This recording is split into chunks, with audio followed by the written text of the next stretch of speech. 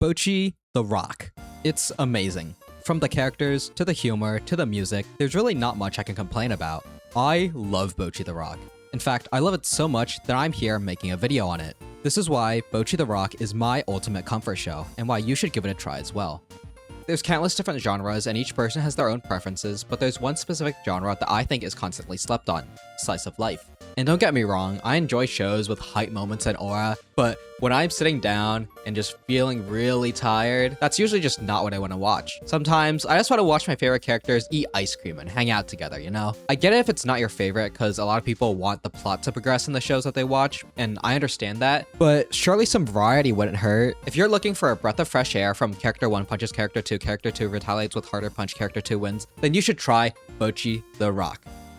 The story follows Hattori Goto, a high school student with crippling social anxiety who's made 0 friends throughout her life. Despite her social anxiety, it hasn't stopped her from pursuing her passion, which is music. After being inspired by a band she saw as a little kid, Hattori started learning the guitar and posting videos of her guitar covers online under the alias Guitar Hero.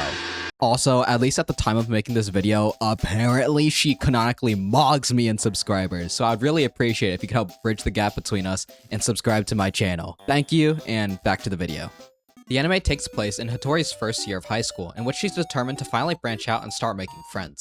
She goes to school with her guitar and music accessories, thinking maybe it'll attract other musicians, but it fails, partly because she's too scared to talk to anybody. After this, she sulks alone in a nearby park, and that's when this very extroverted girl comes up and points out Hattori's guitar. She's introduced as Nijika and explains that her band is having a concert soon, but the guitarist just randomly bailed on them, so they need her to fill in for them. Hattori's too shy to decline her request, so in the face of the threat, Nijika, who has a floating Dorito in her hair, Hattori just stays silent, and Nijika just assumes that's a yes, so she brings her over to the club they're playing at, Starry. Here, Hattori meets the other band members, and by members, I mean member. We meet Ryo, who's my favorite character, and they start practicing for their upcoming concert. Hattori's been practicing the guitar for several years at this point, so she plays perfectly and impresses the other band members. Right?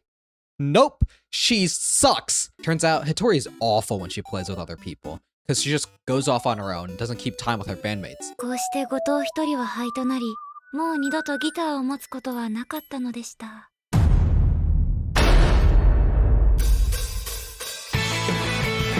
Also, around this time, Ryo comes up with the nickname Bocchi for her, because Hattori Bocchi means all alone, which is kinda sad, but hey, Bocchi likes it. There's actually a lot of play on words in this show, like in their band's name, Kasoku Band, which means both unity and zip ties. Ryo thought of this one too. Anyway, after that miserable performance, there's absolutely no way Bocchi would go on stage, and the rest of the group are trying to consolidate her when they mention the name Guitar Hero. They talk about how good she is, and Nijika goes as far as to say that she'd love to play with her someday. After this, Bocchi gets just enough motivation to play on stage, albeit inside of a mango box. It's here that Bocchi realizes it's actually a lot of fun playing in a band.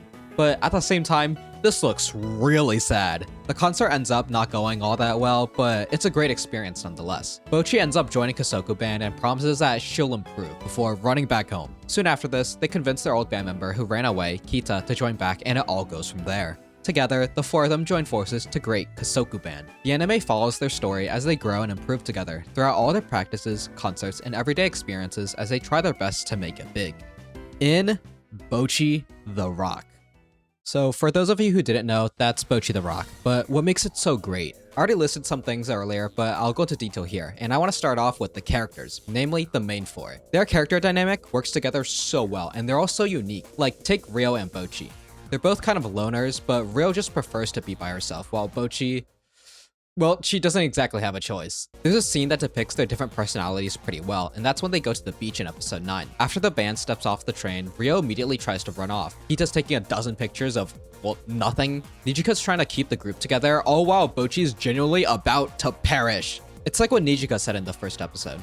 There's no ties in this band at all. The characters in this show are also likable and well written. There's really no bland character in this show. Like even Kita, who's supposed to be the stereotypical popular kid who's really energetic and all smiles, has her own struggles, and that turns her into a much more enjoyable character. And even without this part of her, Kita's still just a really enjoyable character to watch, just because of how lively she is, especially with the rest of the band. The characters by themselves are still great though. We mostly only see Bocchi's perspective, but we also learn a decent amount about Nijika and her story. I won't go too deep into it. If you're interested, you should go watch it, but Bocchi the Rock is a really laid back and relaxing anime, so Nijika's backstory being more serious was a huge surprise for me. Nevertheless, it reminds us that these are real people in this show. It's usually laid back and comedic, but from time to time it will have its lock-in moments where the story actually progresses, and I think that's pretty great.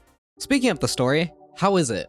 I'm not gonna lie, Bocchi the Rock's story isn't its strongest part. Not that it's bad, but as a fan, I can't say that's the most interesting plot in the world. The TLDR is that these 4 girls come together, each with their own reasons, to form a band, and the story follows their journey and growth. It's not the most creative thing, but honestly, it doesn't have to be, since Bocchi the Rock executed it so well. In my opinion, this is where the slice of life elements in the show shine. The plot deviates a lot and emphasizes their growth as characters instead of as a band, and I love this. Maybe some people think that's bad, the plot is moving so slow, but personally I disagree. Their goal of becoming a successful band is 1, very vague, and 2, a very hard goal to achieve. Even if Aki Hamazi chose to make the plot move fast, what is that gonna look like? Are they just gonna practice the whole time? Do they have a bunch of sold out concerts? Even if that happened, does it really mean that they've made it as a band? Plus, each of the band members have goals outside of the band, even Bocchi, whose initial goal was to just make it big as a band. It probably wouldn't be very entertaining either. Half the reason the show is fun to watch is because we get to see their shenanigans outside of the band where they just show off the different personalities. The humor during these parts where they're just kinda on their own, goofing off, is another reason why I love the show.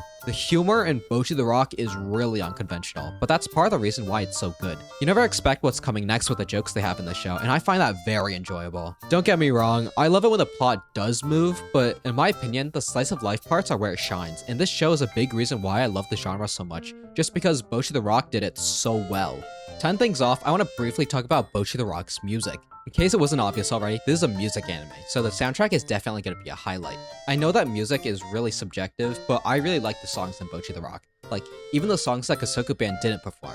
Also, the songs that the band performs are all made by real musicians and sung by the voice actors themselves. In addition, the band in real life still makes music even though the anime hasn't aired in years. In the story, Bocchi's the one responsible for writing the lyrics for all their songs, while Kita's the one actually singing it. I thought it was a great choice to have Kita sing the songs over Bocchi even though she's the main character, since it matched their personalities much better. It's definitely a unique choice to have Bocchi not be the focus of their concerts, but I think it makes the show a lot better. Bocchi writing the lyrics fits her character a lot better. She wants to branch out more, but can't due to her social anxiety. Instead, she's able to get her thoughts and emotions out through these song lyrics, and Kita, who's a lot more extroverted and, a singer, is the one performing them. TLDR is, I thought it was great that Hamazi leaned into her character's personalities more, even if it may seem like an odd decision, since I feel like in a lot of other music animes, the main character is the one singing.